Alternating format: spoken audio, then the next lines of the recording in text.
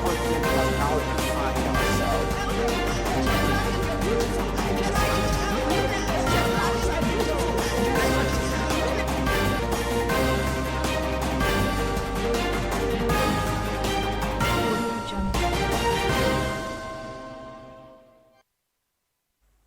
Welcome to TOS TV, your digital first Pan-African news network. I am Ruo Panawo, and this is TOS National News. Barely 24 hours after the attack on Government Science College, Kagara, by bandits, some communities in Gomana ward of Shiroro local government area of Niger were attacked. The attack occurred around 6 p.m. on Wednesday.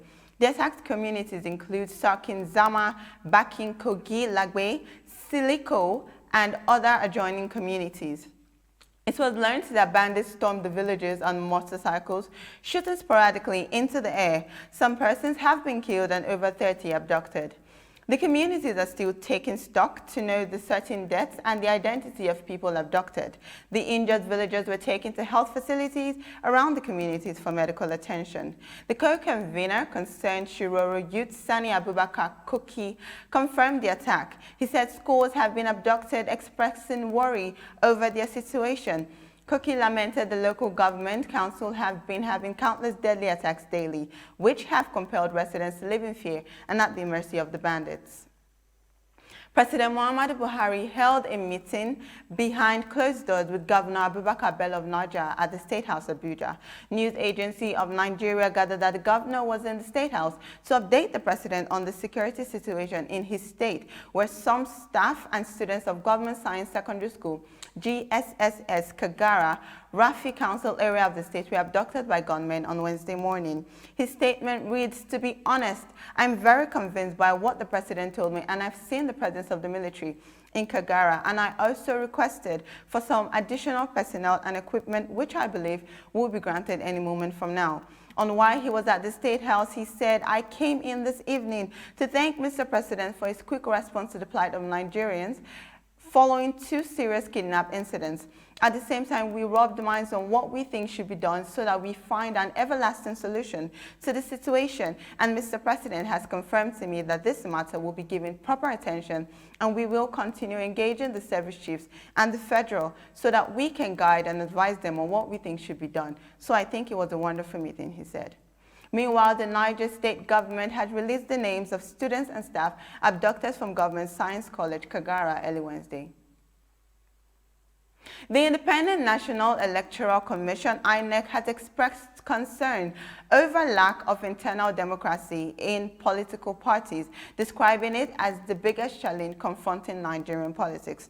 INEC's Director of Election and Party Monitoring, Aminu Idris, made the disclosure at the sideline of a workshop organized by Westminster Foundation for Democracy in collaboration with the Commission in Abuja yesterday. The biggest challenge facing INEC monitoring of political parties is the lack of internal democracy, whereby parties don't allow members to fully participate in the activities of political parties.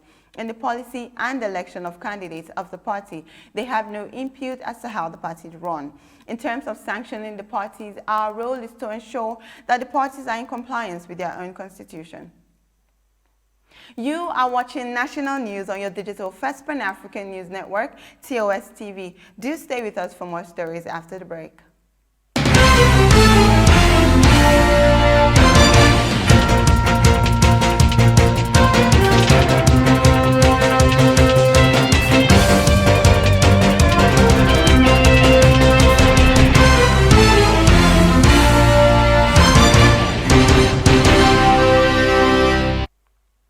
Welcome back. We continue with COVID-19 update.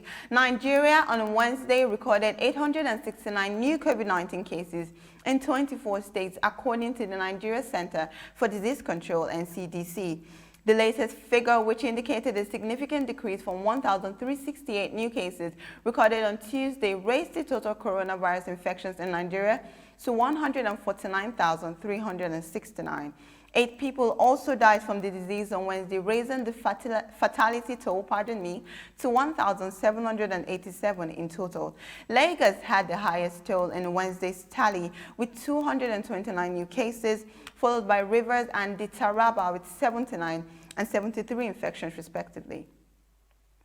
Health expert Dr. Ioren Akase, head of Infectious Diseases Unit, Department of Medicine, Lagos University Teaching Hospital, LUTH, has urged the federal government to update and publicize the case definition of Ebola virus disease, EVD, to aid early identification of cases in Nigeria.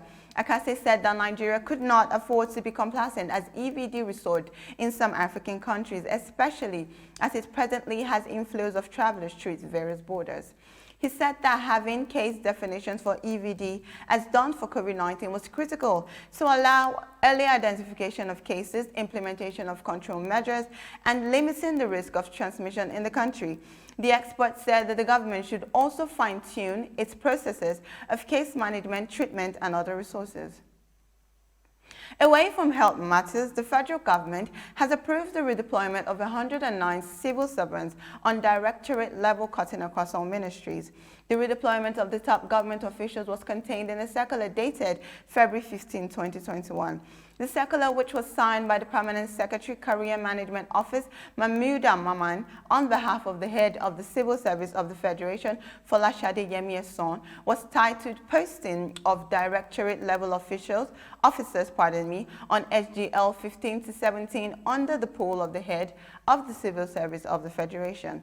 A breakdown of the 109 affected officials shows that they include 102 administrative officers and 7 professional officers. The purpose of redeployment of the officials, as indicated on the circular, include filling vacancies, understudying the retiring official, and to deputize for officials. You are watching TOS National News on your digital First Pan-African News Network, TOS TV. Still ahead, business and sports. Do stay tuned.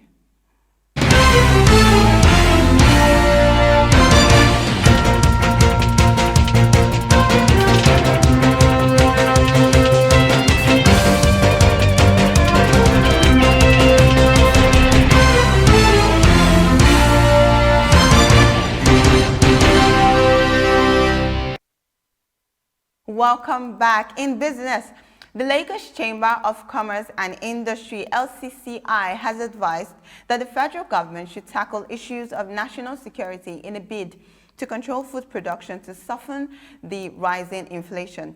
This was disclosed by Dr. Muda Yusuf, Director General, LCCI, in a statement on Wednesday in Lagos, following the recently released inflation report for January.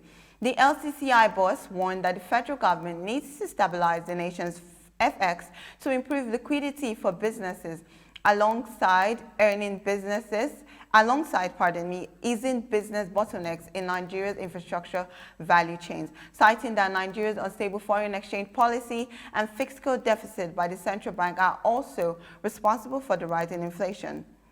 He warned that the rising food prices would be a concern for low-income households in Nigeria and urged the federal government to tackle Nigeria's insecurity issues to stem the rising food inflation. President Muhammadu Buhari has sent the 2021 budget proposal of the Nigeria Police Trust Fund to the National Assembly for consideration. This was announced by the President in a statement on Wednesday.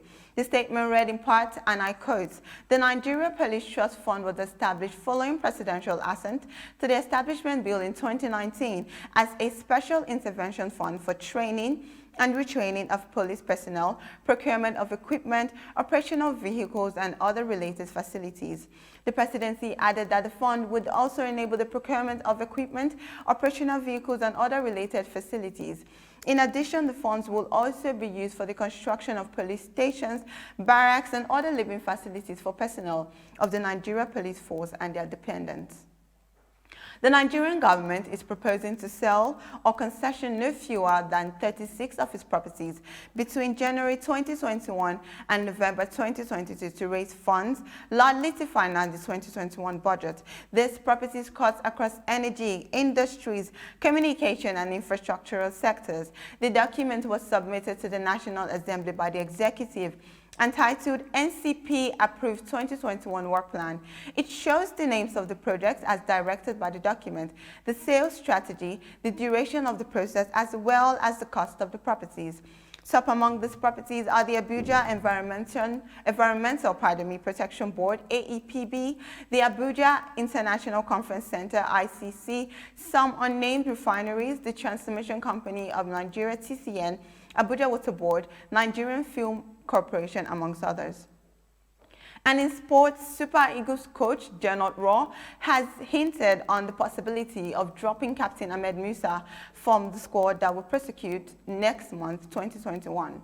AFCON qualifiers against Benin Republic and Lesotho unless he finds a new club. The 28-year-old Musa has been without a club since October 2020 when he left Saudi Arabian side Al Nassr and has been struggling to switch to another club while the proposed deal with West Brom in the English Premier League collapsed recently. The 67-year-old German said it is a difficult question, but he's sure Musa will find a club before the squad for the match against Benin and Lesotho will be picked, he said. The choice is to pick the best players, he added.